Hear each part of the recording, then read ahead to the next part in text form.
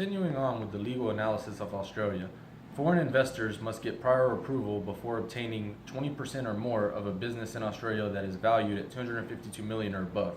For countries that are under a free trade agreement with Australia, that amount changes to 1,094 million. Another part of the legal environment of Australia also includes that whenever you start a business in Australia, if you're a foreign investor, if it's a greenfield business, then you don't have to go through no review board or anything, which basically means a greenfield investment is if you start a company from the ground up in Australia, although you're a foreign investor, then you don't have to undergo any review process or anything like that.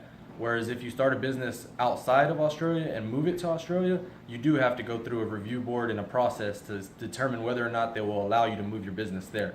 So that's a benefit for if you're a foreign investor investing in Australia.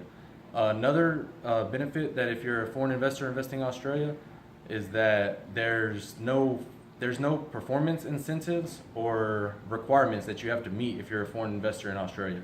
So if there's any requirements that are performance requirements for a company, meaning they have to perform at a certain level that the government requires, if you're a foreign investor, you don't have to do that. But other companies who are not foreign would have to do that.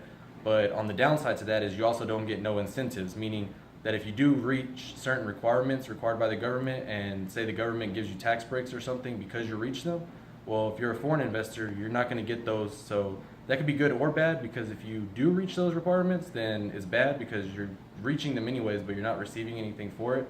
But it's good if you're not reaching them, because then you don't have to, and that's less effort you have to contribute to make your company work in Australia.